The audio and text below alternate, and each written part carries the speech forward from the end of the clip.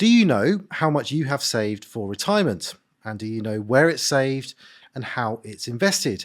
If you do, you probably aren't typical. Most of us only have a vague sense of our retirement savings, and some might not even know if they have any pension savings at all. Why is that a problem? And what can you do to get on top of your pension and in the process boost your prospects in retirement? To answer those questions, I'm very pleased to say that I am joined today by Iona Bain.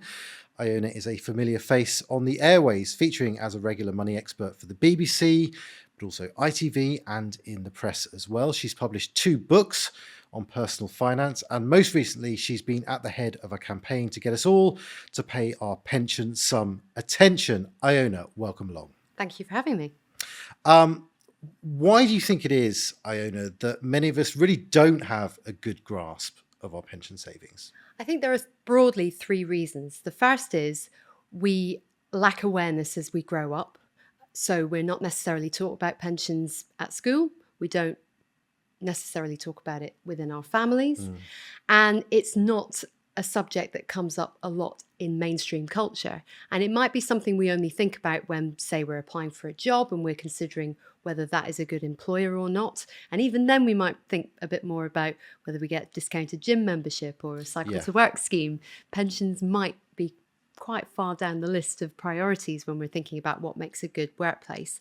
And then we might start to pay attention to pensions when we're doing a more general audit of our finances. And even then, it comes fairly late on in the process. So we might tackle our approach to budgeting, saving, and debt before we then move on to pensions. I think the second reason is actually that people have so many competing demands for their cash in the here and now that they find it difficult to really put aside money for the future. There's so many things that they need to pay for now, whether it's their housing, children's education, or just day-to-day bills. That's why pensions can often be, an afterthought. And also, thirdly, it's human nature. We don't necessarily like to think about that later stage in life. We would rather think about the here and now, but that's not how it works. We really do need to be thinking about that stage in our lives at this moment in time, because we can really make a difference to how we'll live at that point. Yeah, and it's understandable, isn't it, that younger, in fact, not even just younger people, anyone that's more than a few years away from retirement, it's not a pressing need. So you're just naturally not going to think about it so much. Even the word pension, it obviously connotes older age, and if you're younger, you're not necessarily going to be concentrating on that. Yes. One of the things we'll often hear in our work is that younger people don't feel the money they put in a pension is really truly theirs. They can't get at it for many, many years, maybe decades. So it doesn't feel like a tangible thing. That's understandable, but it's they probably should still see it as their money, right? Because ultimately it's theirs, it belongs to them. It will be important for their future. Absolutely. And you've brought up some really interesting points there around the perception of pensions, the fact that the very name itself is a bit problematic because people will associate that time of their life with getting older. The old age pension. The old age pension, which, let's face it, it's not the sexiest brand in the world, even though we know lots of older people who are living incredibly full, rich, exciting lives, and that we should be seeing that stage as an opportunity and not a problem. If we can stay in good health, there's no reason why we can't have actually a really wonderful retirement. And then also, as you said there, the fact that younger people feel like that money can't be accessed until a much later stage in their life. Therefore, it represents sacrifice. And I think this is part of a broader problem that we have with personal finance, whereby perhaps that concept of sacrifice was more prevalent within our culture a few generations ago. People were more comfortable with the idea of making sacrifices. Sometimes people were expected to make too many sacrifices. But perhaps we've swung the other way, where now if you're asked to do something that is not going to give you an immediate payoff, but is more for the long term, that's just not something that's really encouraged that much in our culture. And I think people find it understandably very difficult to get on board with that idea. Whereas the way I see it, it's self-care. And some people might not like that phrase. But some people really do. Some people like the idea that actually by putting some money aside for my future, I am taking care of myself and my interests, because hopefully we're all going to live till we get to retirement. And it's at that stage that we really want to make sure that we can make the most of that time in our lives, because we deserve to be able to enjoy it. And I think it's about framing, isn't it? Because in other areas of life, people are perfectly willing to invest in themselves and their future. Think about health and fitness, careers and things. I think people will put legwork in and think about the future and plan for that and see that as something, as an aspirational thing. Less so with pensions. It seems that way anyway. And actually, it's interesting you make the point about sacrifice. Some of that, I mean, we're not here to talk about the nitty gritty of pension systems, but the truth is the system for pension saving has changed. Often it was more generous for a lot of people in the past. It was done for them. A lot of decision making was taken out of their hands. Now it can be done with a little bit of engagement, but it is still some engagement. It does require that, doesn't it? Yes. And I think what we're also having to work with is this sense of injustice that a lot of younger people feel. You're right that perhaps younger people feel that the pension system was more generous for their parents and their grandparents' generation. I meet lots of younger people who don't even think there's going to be a state pension by the time they retire. That's true. So I think there is some pessimism that's taken hold, and that can be difficult to challenge, because actually I think that for me, any kind of saving or investing for the future is an act of practical hope. It's you deciding that you are going to take what you've got now, make the most of it, and try to conserve it and grow it for the future. And I think if we can try to create more of that mindset among the younger generations, even when they face all these huge challenges, particularly when it comes to their housing, for instance, I think that that's how we can foster a kind of more optimistic and constructive mindset when it comes to pensions. Yeah, and we're going to come on to actually why some of those sacrifices might not be as bad a sacrifice as first it appears. Totally. Now, we've spoken about people who, for whatever reason, aren't particularly engaged in their pension. I guess the most severe example of that might be someone who has lost track of pension savings completely, including perhaps savings amounting to thousands, tens of thousands of pounds sometimes, that they do in fact have, and it belongs to them, but they don't know that they have it, they don't know where it is, they don't know how to access it. It sounds extreme, but there are in fact pretty good reasons why those situations do come about. Yes, and I think it's because the world of work has massively changed. If I think about my own family, my granddad worked for the Northwestern Electricity Board since he left the army after World War II and up until his retirement in the 1980s.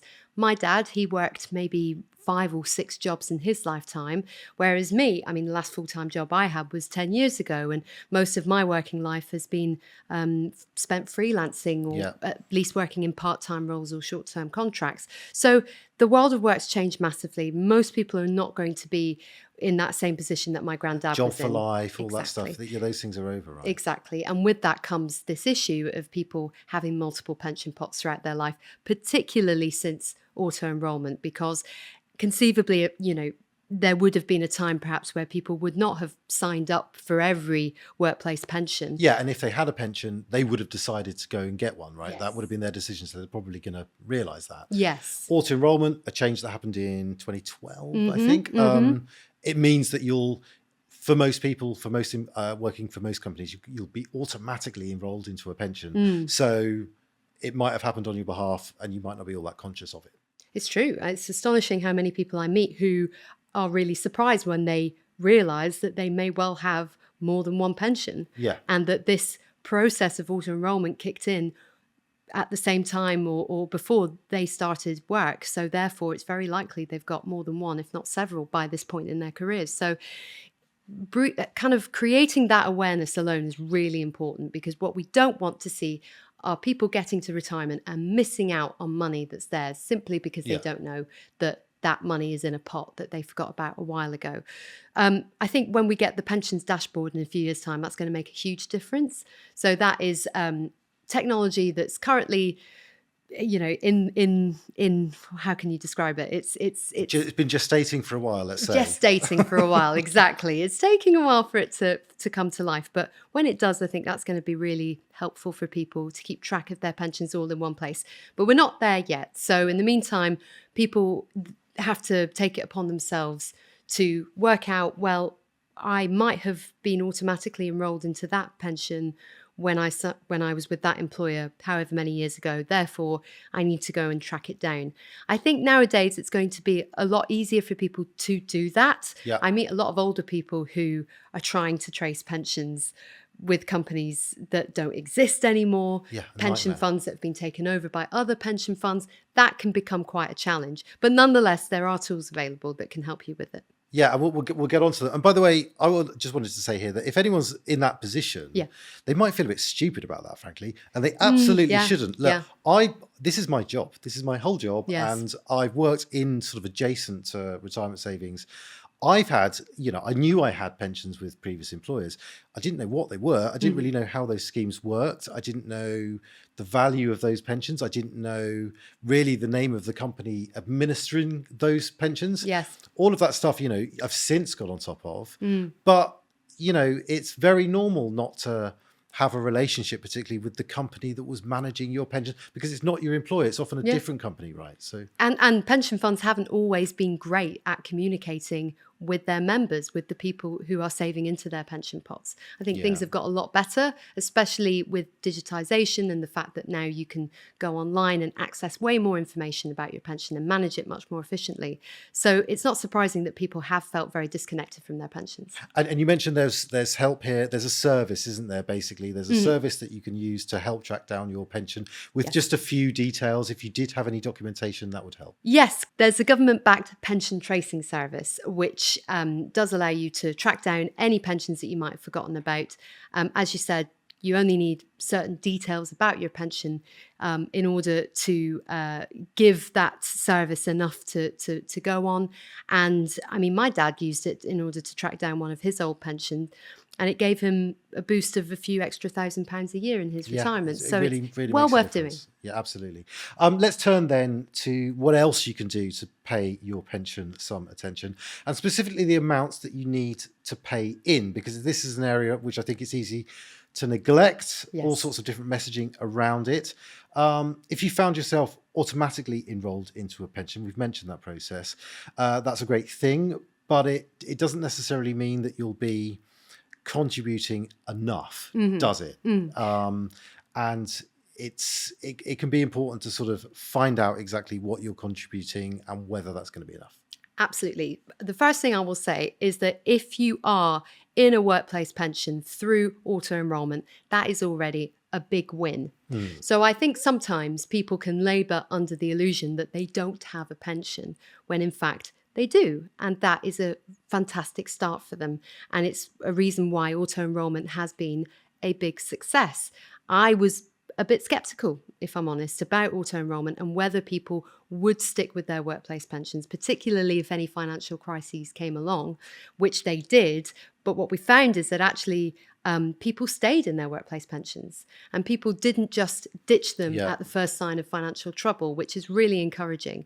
Now, does that mean that every single person who has stuck with their workplace pension has done that because they really, really understand the value of that pension? I'd love to think so, but that's probably not the case. Instead, I think that inertia and apathy are very powerful. We've got busy lives, we've got lots of things going on. Therefore, it's understandable that if we don't have to do something, we won't do it. And that's why auto-enrollment works. It relies on us, not having to make an active decision. But there is a flip side to that, which is that we know the minimum contribution rate that's required by law, which is 8%, is a good start, and it will get you a level of lifestyle in retirement that will be comfortable but basic. And I think the concern is that people might not be aware of that when they could make a decision to contribute more and therefore have a better standard of living in retirement. Yeah, it's really hard to put blanket kind of rules around how much people should save, because it really does depend on what you earn now, what your expectations in retirement are going to be, your wider financial circumstances. All these things play a part in determining what's going to be the correct level. 8% is low. I think most people would say that. There are higher targets that people talk about. 12% is a figure you sometimes hear. Even that might not be enough, especially if you have taken time to start your saving. You haven't Yeah. started right from the start. Maybe you've got gaps in your Yeah. savings career as well. Yeah. It's hard to generalize, isn't it? But Really hard to generalize and really hard to pluck a number out of the air. And I think all too often in the past, the pension industry maybe has set targets and thrown numbers out there that people have found daunting and demoralizing. And also people haven't quite understood why that target has been chosen. So I think we talk about in the campaign for Paying Your Pension Some Attention, we've talked about a 12% target. Now, as you've said, that might not be enough in all cases, but what we hope that will act as a goal for people to work towards, because we're aware that there will be lots of people who will not be able to contribute more than 8% at this moment in time. That might be because they have expensive debts that they have to pay off. It might be that they are very close to getting on the property ladder and they just need to really concentrate their savings towards that goal. There could be all sorts of reasons, but what we don't want is people to just give up on the idea that they can have a good standard of living in retirement by being demoralized and thinking, well, what's the point if I can't save 12%? But what we think is that, a lot of people can probably aim for that when things get better. yeah, You won't necessarily be in the same situation that you're in right now forever. Things may well improve in the next few years. I think we're already seeing the broader macroeconomic picture improving a lot, people having a little bit more disposable income, inflation coming down, a lot of those cost pressures easing. That might put people in a better position to aim for 12%. And there again, another thing to bear in mind is if you are perhaps older and you haven't been saving that much towards your pension up to this point, it's worth thinking about whether you can put in more. So that's when there is another rule, which is that you take your age, you divide it by half, and that's the percentage that you ought to be putting into your pension as a whole. That also includes your employer contribution, which is good news. So it's not all on you. That's the most important thing to remember. But if you're 30, you should be looking at 15%. 40, it'd be 20%. And if you're 50, it should be 25%. Again, those sound like tough, really tough, really high challenging. standards and not achievable for everyone. But it gives you an idea of what you could work towards. Yeah, and let's just dwell for a moment on where that money has to come from, because it's not as if we're talking about percentages of salary, in case that's not clear, but it doesn't always have to come all from you, does it? Because if you're in a workplace pension, even at a minimum level, you're going to get something from your employer. Those minimum levels that we mentioned, an 8%, that's made up of 5% from the individual, 3% from the employer, and 1% from tax relief. Tax relief is another way in which the money you set aside is boosted by the taxman, essentially. And it means that the sacrifice to your take-home pay isn't necessarily as big as you might think by just working out a percentage of your salary, right? This is something that often surprises people, and I think it explains why lots of people haven't opted out of pensions, because actually it takes something from their take-home pay, but maybe not as much as they think. It's true. And I think the fact that that money is taken at source, i.e. before it lands in your bank account, means that you don't miss it. So I think that is a good reason not to A, opt out, and also B, to try to up what you can put into your pension pot throughout your working career, especially when you get a pay rise. Because again, if you can manage on what you're earning at the moment or just a little bit more, and then put the rest into your pension, future you will really, really thank you for that. Yeah, and let's just talk about these target levels of saving. Again, it's really difficult to generalize. It's just going to be very specific to individuals. But there are kind of general rules, aren't there, out there, some published figures on what counts as a comfortable retirement, a minimum level of income in retirement. What's out there to guide people? So something incredibly helpful that people can use to give them an idea of how much they need to save is the retirement living standards. So this is a set of standards that were devised by the Pensions and Lifetime Saving Association, which is the big pensions body that represents pension companies. And it came up with these standards to help illustrate how much you would need to be saving to achieve different types of lifestyle in your retirement. So I believe there's minimum, ranging from minimum to comfortable. Yes, moderate is the middle one. And moderate's the middle one. So with that, you can see what that actually looks like in reality, i.e. what kind of supermarkets you can go to, what kind of holidays you can take, Yeah. how often you can upgrade your kitchen, things Yeah. like that. Are you going to have a car? Are you going to have no car? Are Hmm. you going to have two cars? That Yeah. Yeah. sort of gradation of lifestyle. Yeah, it really puts it into granular detail that we can all get our heads around, and we can start to really visualize the type of retirement that we're on track for. So if you go onto the Retirement Living Standards website, you'll see that they've come up with these different kind of examples of people who are on different incomes as well.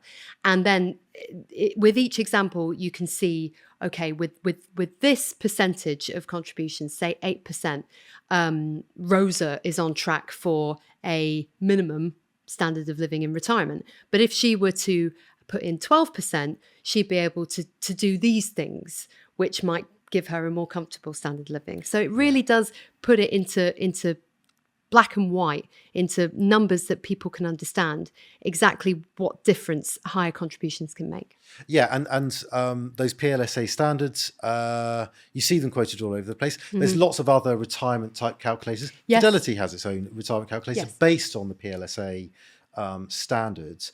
And I think when people can use those calculators for the first time, it can be, and they should probably expect it to be a little bit hair raising, because sometimes it will spit out numbers that either you think, oh my God, I'm going to have such a little amount to live on, or they're going to require of you a huge amount of extra saving. Don't be daunted. That's the lesson, isn't it? Because these things are targets to aim for. You don't have to get there tomorrow. You can ratchet up your saving. You've kind of touched on some of the ways that people can do that, but let's go over some more. What are the sort of pain-free or relatively pain-free ways that people can escalate those savings in order that they can reach their targets? Maybe not today, but gradually. I think people generally should be in the habit of doing a big financial review once every 3 or 4 months as the season changes. It's something I do. And it's a bit different from budgeting, which is more managing your money day by day, week by week, month by month. This is more about taking those big picture decisions and understanding where your money is going, and then what space can you create for saving and putting more money into your pension. And I find it's only with taking a step back every few months and looking at everything in the round that you can make that kind of decision. It's not something you can really do on a day-to-day basis. So just finding a wee bit of time to do that can make a huge difference. And it's so easy to do it now, especially with the digitization of our finances. That information is pretty easy to get hold of. And it's, it would be unusual if you really sat down and went through your spending and your incomings and your outgoings every single month. It'd be rare that you couldn't find something maybe that you can cut back on. And actually, a lot of people will have something in their spending, many things in their spending, which they can cut out or substitute for something cheaper,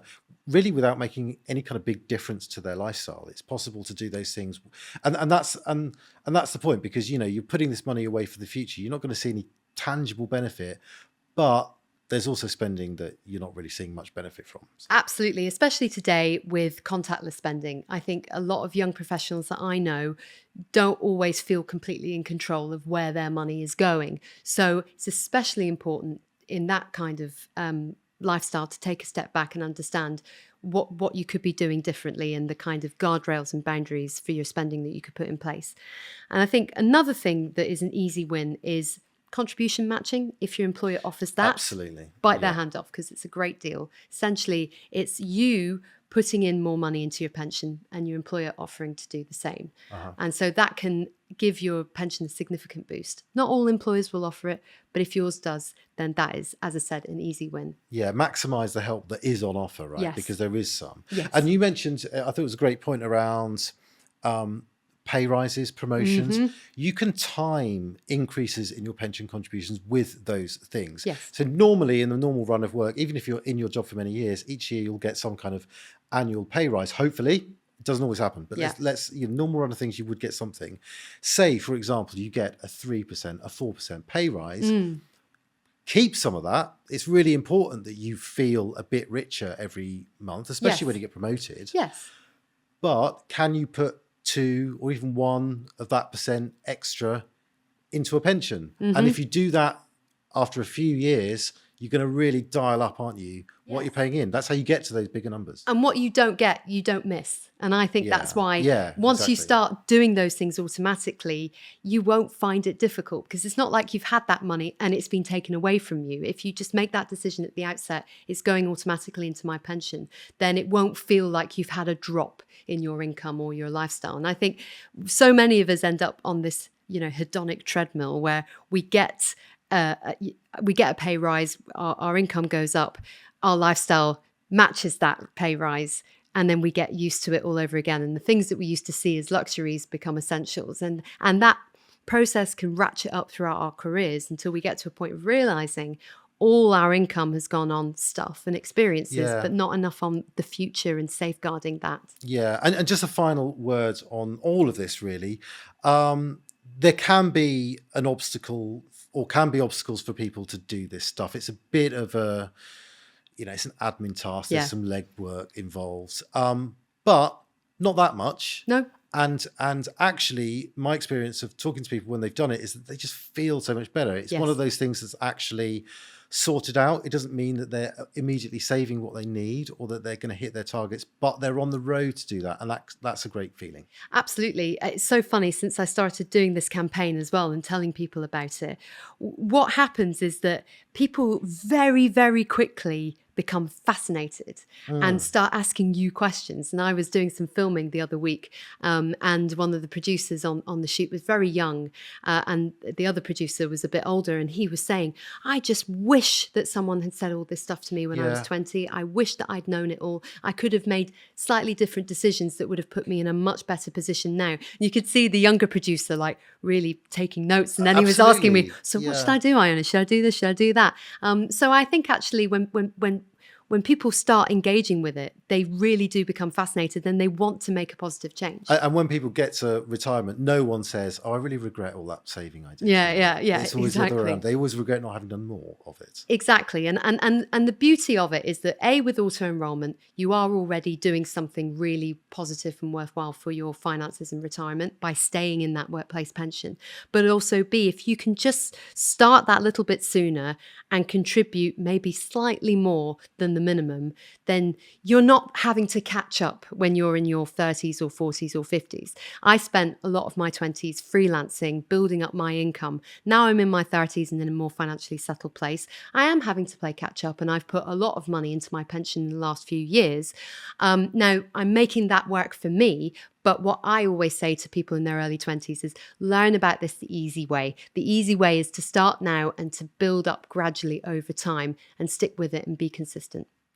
That feels like a really good place to end it. Iona, we've covered absolutely loads, and it is all the time we have for now. Thanks an awful lot for joining me.